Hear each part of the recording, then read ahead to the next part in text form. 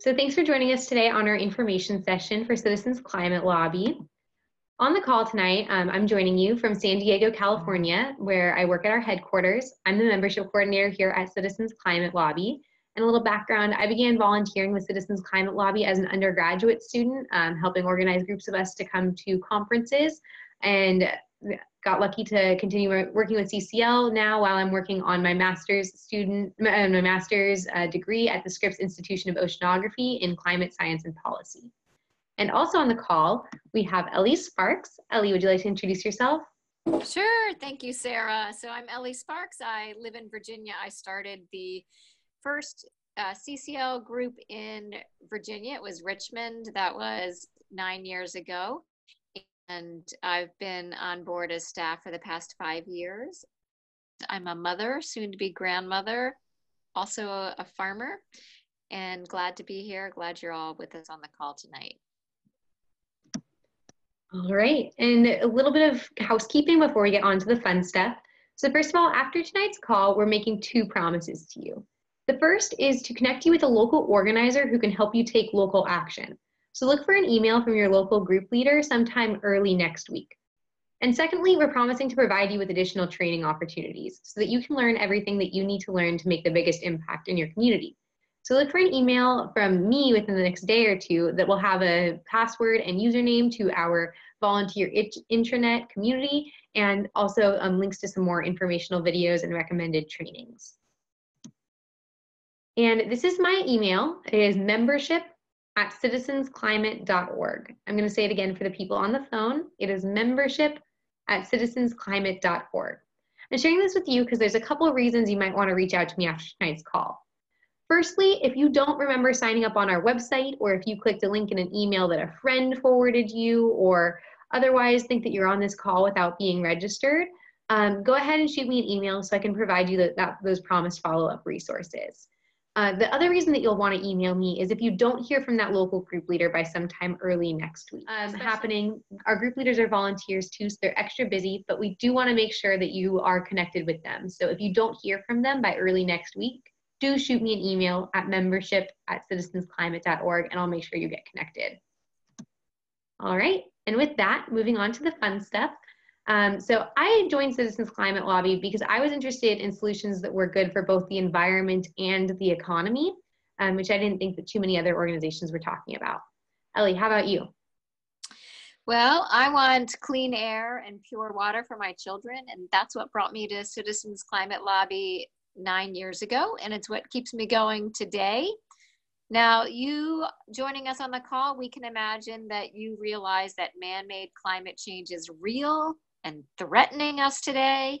You are looking for a way to help out, and you probably realize that at this point we need a systemic change, and you have a hunch that Congress might be a key in moving us from high carbon to low carbon energy. Now, at Citizens Climate Lobby, we've got a couple of things going for us, and we think these things will help you to meet your climate goals. So number one, we're thrilled to report that we have a bill in Congress that has been vetted by scientists, reviewed by policy experts, and assessed by independent economists. Number two, we've got a proven methodology for working with Congress. And 3, we have a founder with strong values and guiding principles. So we're going to tell you a little bit more about these things tonight, and then we'll make a lot of room at the end for your questions. So first of all, our founder, Marshall Saunders. Marshall is a businessman who, like all of us, has something in particular that inspires his action on climate. Now, Marshall has dedicated the past 30 years to the effort of eradicating poverty. He's devoted his time, talent, and treasure to specific programs designed to help poor people launch small businesses. Now, when Marshall first learned about climate change, he recognized that global warming already threatened poor people and was undermining the efforts that he and so many others had put into helping people rise from poverty. So Marshall decided that if he was serious about solutions to poverty, he needed to become serious about solving the climate crisis as well. So, as a result, 11 years ago, Marshall started Citizens Climate Lobby with 3 groups in San Diego. And today we have 484 chapters all over the world, with 415 of those in the US. And currently in the US, we're covering 89% of the US congressional districts. Excuse me. Now, in his volunteering to address poverty, Marshall joined up with a group that had developed a specific approach to organizing citizens to empower Congress to take action. Marshall took that proven methodology and applied it to climate solutions. Now, that group's name is Results. We've expanded, excuse me, on that methodology, and we'll describe that to you shortly. First, though, I'm going to turn it back over to Sarah to tell you about our bill. So, Sarah, back to you. Yes, so there are a variety of legislative approaches for tackling climate change. The Citizens Climate Lobby worked hard with scientists and economists to come up with the one that would reduce emissions, grow jobs, save lives, and protect the poor. And we found that this strategy is carbon fee and dividend. So that's the strategy that the bill that we recently helped introduce embodies. So, like I said, Citizens Climate Lobby advocated for carbon fee and dividend for nearly a decade. And on November 27, 2018, yes, that's pretty recent, members of the House introduced the bipartisan Energy Innovation and Carbon Dividend Act, which embodies the fee and dividend approach that we support. And we are now advocating for this specific bill. The Energy Innovation and Carbon Dividend Act will drive down America's carbon pollution and bring climate change under control, while unleashing America's technology, innovation, and ingenuity. It's an effective and bipartisan climate solution that's good for people and the economy. We invite you to support the Energy Innovation and Carbon Dividend Act because it works. This policy will reduce America's emissions by 33% within 10 years, and it's supported by economists and scientists as simple, comprehensive, and effective. We are thrilled that this bill will create job growth right here on American soil, on main streets, in hospitals, and in manufacturing. This policy will create 2.1 million additional jobs over the next 10 years thanks to growth in the clean energy economy. This policy will improve health and save lives by reducing pollution that Americans breathe. Poor air quality causes an estimated 60,000 US deaths every year and sickens thousands more. Additionally, the carbon dividend puts money directly into people's pockets to spend as they see fit, helping low and middle income Americans. A growing number of Republicans and Democrats see climate solutions as a bridge issue, not a wedge issue. Republicans and Democrats are both on board co-sponsoring this bill. The majority of Americans support Congress taking action on climate change, including more than half of Republican millennial voters. Solving climate change is too urgent to get caught up in partisan politics. And it's revenue neutral. The fees collected on carbon emissions will be allocated to all Americans to spend in any way that they choose. The government will not keep any of the fees collected, so the size of government will not grow. And if you want to learn more about the Energy Innovation and Carbon Dividend Act specifically, you can visit the bill website, which is www.energyinnovationact.org. This will be the best place to keep up to date with updates on the bill. All right, back to you, Ellie. Awesome. Thank you, Sarah. All righty, so here's where we talk about our methodology. We've got ourselves organized in communities across the country. Our volunteers work as teams within local chapters. We like to divide and conquer, and we focus on 5 areas of political leverage. So we call these 5 areas the 5 levers of political will.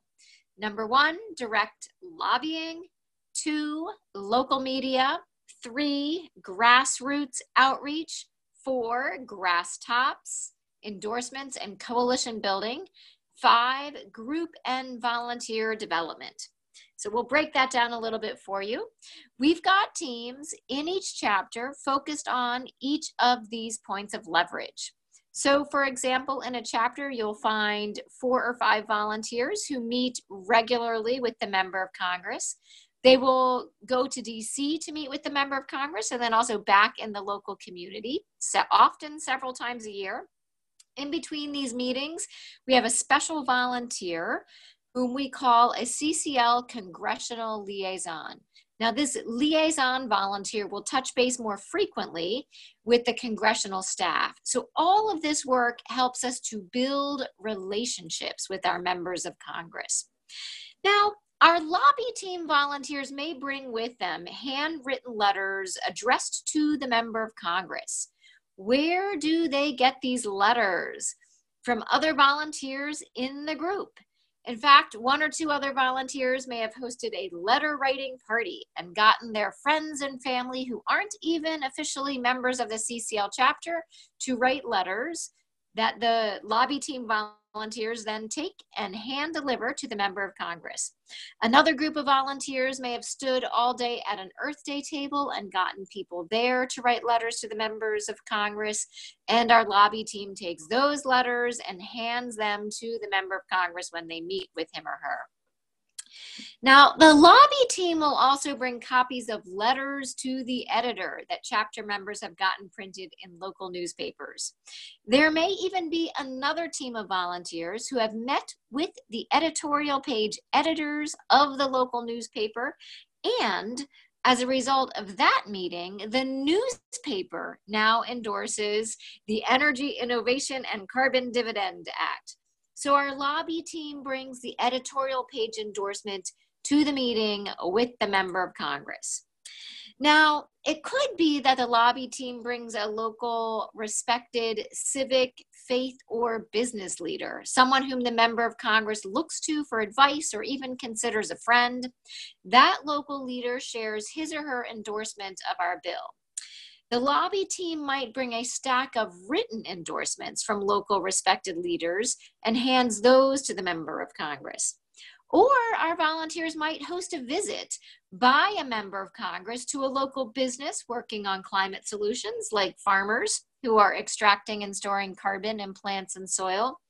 We've even had members of Congress visit schools where elementary school children thank them for speaking out about climate solutions, and high school students make the case for solving the climate crisis to their member of Congress. So endorsements can come from all ages. Now, you might decide to help with any of these efforts, or you may want to help with presentations. So we have some volunteers who will line up the presentations. We've got other volunteers who will actually go and give the talks. And often we have a handful of volunteers who will go along with the presenter to sit in the audience and network with people before or after the talk. So it's a group effort to give a CCL presentation. Now, you may decide to join the hospitality committee to make sure that when your group meets, they've got some food and something to drink.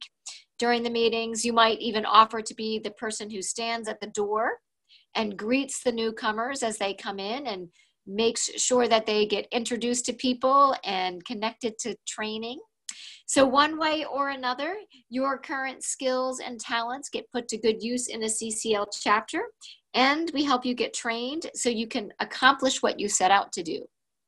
Now, folks often ask us about our progress and success, and I'd like to share 3 of those with you tonight. So first of all, CCL helped to launch the House Climate Solutions Caucus. This is a bipartisan group started in 2016. Currently, we have 45 Republicans and 45 Democrats. That's actually more Republicans than are in the Freedom Caucus in the House. And these representatives actually meet and they explore policy options addressing the impacts and the causes and the challenges of our changing climate.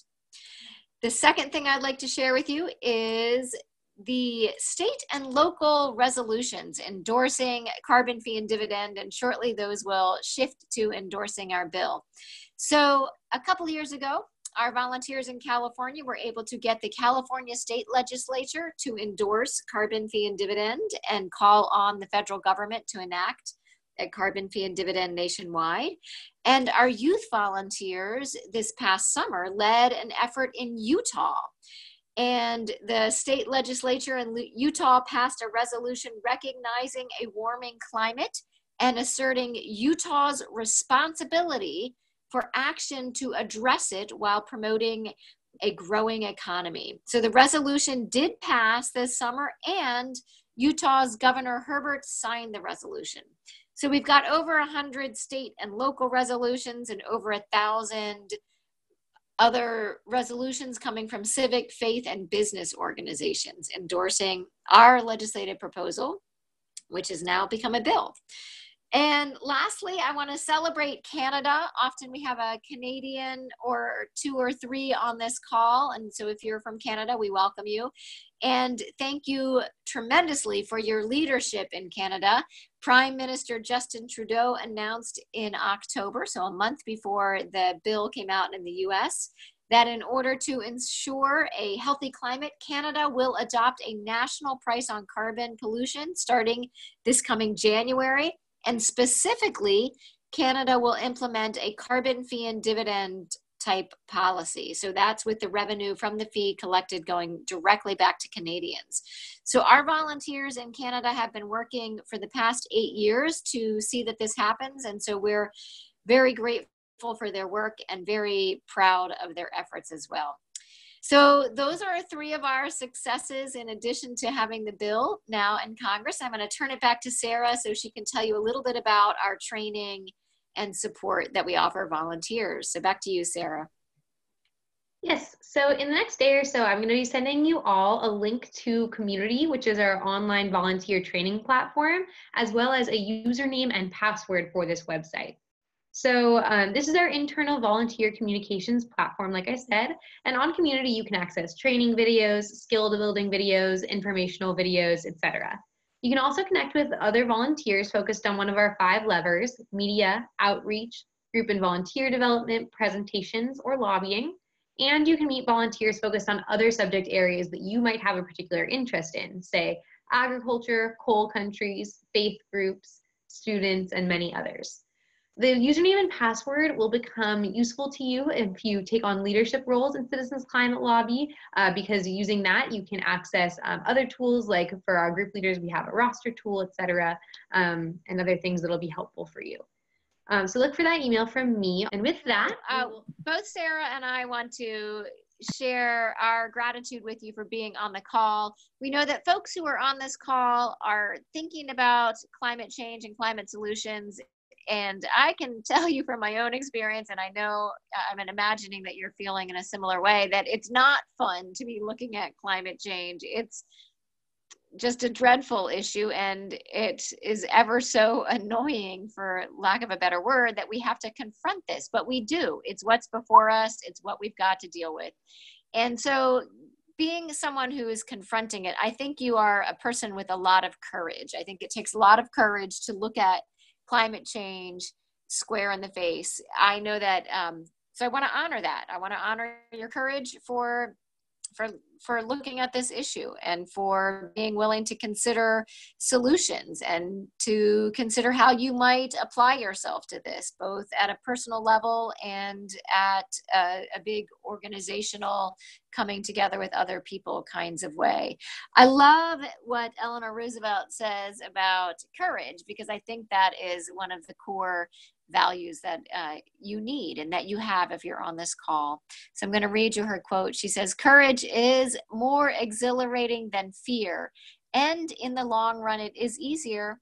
We do not have to become heroes overnight, just a step at a time, meeting each thing that comes up, seeing it is not as dreadful as it appeared, discovering we have the strength to stare it down." So we want to say thank you for having the strength to stare down climate change and having the courage to lift up climate solutions. And thank you for being on the call with us tonight. And we wish you a lovely evening. All right. Thank you, everyone. Have a great rest of your evening. Thank you.